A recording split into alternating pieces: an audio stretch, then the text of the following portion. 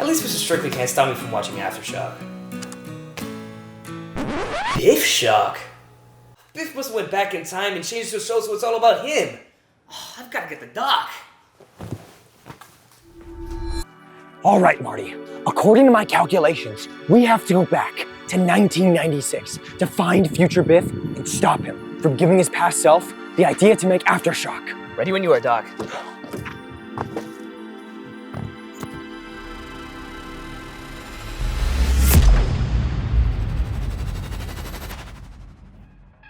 Hey, Doc, look, it's Biff.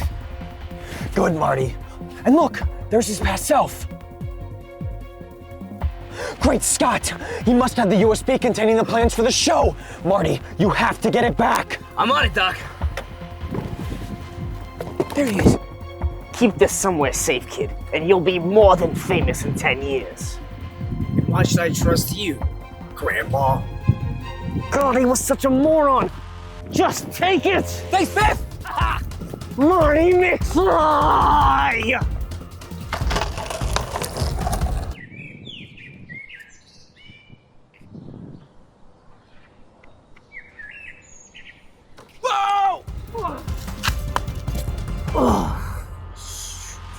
No, the drive!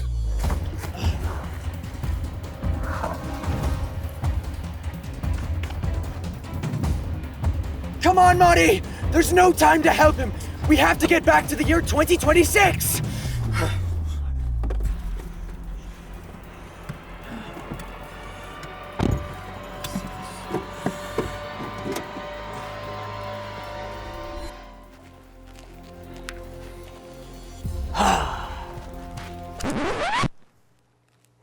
Hey, Doc? Great Scott! You must have altered the timeline when you bumped into that man! Marty, we have to go back to the...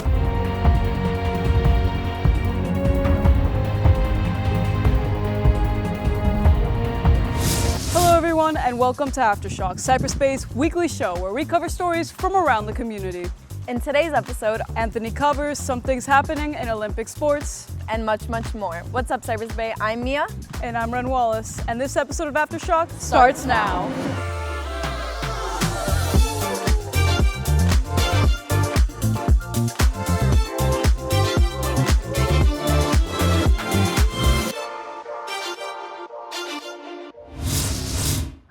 The quad god is so cool. Who? The quad god, the Olympic skater that got gold last week in team figure skating. I didn't know the Olympics were happening. Really? Well, here's Anthony to show us what's been going on in this year's Winter Olympics. The Winter Olympics are underway in Italy, and if you've never been particularly drawn to winter sports, this year's games give a pretty compelling reason to tune in. We are talking about athletes reaching speeds of 90 miles per hour down bobsled tracks, their bodies just inches from the ice. Snowboarders launching off massive jumps, figure skaters executing jumps that require years of training to master. These competitors dedicate 4 years to dedicated performances that often last less than 2 minutes. There are 16 sports in total, and they share a common intensity, whether it's raw speed, physical danger, or extreme technical precision. This year introduces ski mountaineering, where athletes race up mountains on skis, then remove them to continue climbing on foot, before skiing back down. And it's about as demanding as it sounds. This year's games are split between Milan and Cortina d'Ampezzo. And along with this, for the first time since 2014, NHL players are competing within hockey, which means the competition will be fiercer than ever. For high-speed thrills, bobsled, luge, and downhill skiing deliver. If you prefer artistry and precision, figure skating and ice dancing will be some pretty great highlights. But for something truly unpredictable, ski cross features 4 competitors racing down the same course simultaneously, often shoulder-checking each other at speeds of over 40 miles per hour. You don't need an encyclopedia of winter sports knowledge to appreciate what's on display here. The Winter Olympics are showing off every athlete performing at the highest level possible, and I think it's worth a watch this year. I'm Anthony Roop, CB TV.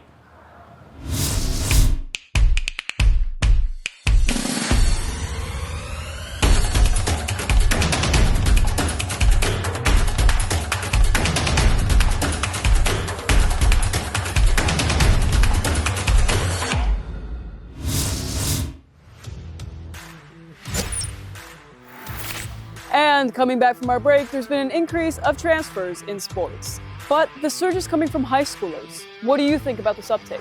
Mateo? Look, I don't think transfers are ruining the experience for any high school athlete. If anything, these kids that are moving around are making their sport more entertaining and more exciting. I'm gonna be brutally honest here. If I was a superstar at my high school and the rest of my team wasn't very good, I'd want to put myself into a winning environment, and especially to be noticed by scouts. You don't want to be the guy that's limited by those around you, and especially if you can become that next Hall of Famer. Just because the rest of your high school team has to play at a lower level, that does not mean that you have to go and match them. I think if you allow high schoolers to make these moves, then you're just taking the spirit of the sport right out the window. Are you really though? I mean, that's how it is in the pro level. Players get traded and they sign with new organizations all the time, so why can't high school athletes reflect how it is in the big leagues? Sports at the high school level is all about passion and connectivity. But if a player goes to 4 different schools in 4 different years, then no relationships are formed. Students go to games to watch their friends play on the field and on the court. But if they don't know anyone on the team, then why are they going to root for them? These transfers don't allow players that have been on the bench for 3 years play in their senior season, because they can't get an opportunity with these super teams. And most importantly, these players don't get a chance at a real high school experience, especially when it comes to education. They're student athletes. The student comes first. They just need to stick to a school, man, and earn their way to the top. And that's all for this week's Lightning Athletics. Stay tuned to find out how students at the Bay are learning to save lives, and more after the break.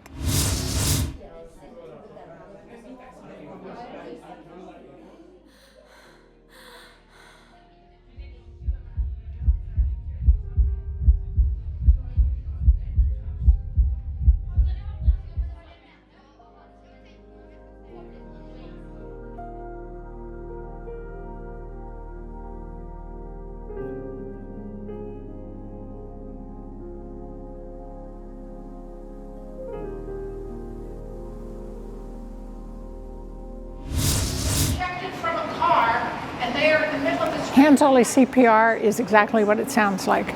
We don't breathe for them, we don't do rescue breathing, we do only compressions that will move blood from their heart to their brain and around their heart, and to try and save them. And many people have been saved by doing only compressions. So that's why we teach it to as many people as we can. You know, we've had kids who've been hit with a baseball right to their heart and stops their heart. Someone being there and recognizing that they dropped on the basketball court still means you can do hands-only CPR, and every minute, every second counts. I think that the most important thing about CPR is what comes after it. So sure, when you see a person unconscious on the floor or they're not breathing or something, you might be like, oh my gosh, like, what can I do? You know, even though you might be CPR certified, you start questioning your abilities. Like when the real thing happens, what matters most is just how brave you are at that moment to step up and be like, hey, I can save a life and I'm gonna apply my training. I definitely think that more students should learn how to do CPR, because there's so many instances you never know what could happen. A family member could need it, or even a stranger could need it, and I think it's always a useful thing to know. Young people, just because you're young, it doesn't necessarily mean that you will not have any cardiac issues. You also have teachers, and I think it's important to introduce this to young people so that they're aware of what they have to do in an emergency, not only in the school but when they go home, dealing with family, dealing with friends, and also to make them aware so that they're not intimidated when they confront a problem or when they confront a person that's having health issues or that collapses.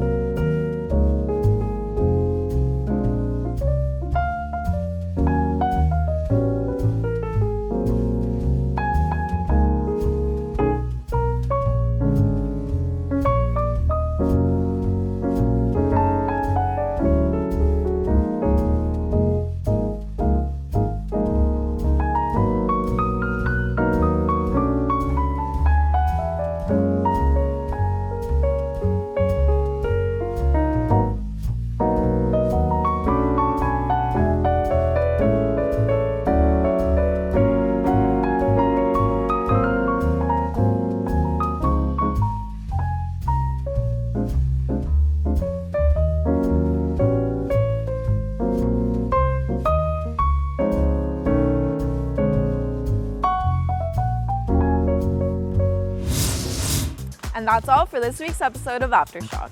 If you enjoyed, follow us on all social media at Cyberspace CBTV or check out our website at cyberspacecbtv.com. And make sure to tune in next week for more stories around the Bay. I'm Mia. And I'm Ren Wallace. Have a great day, Cyberspace.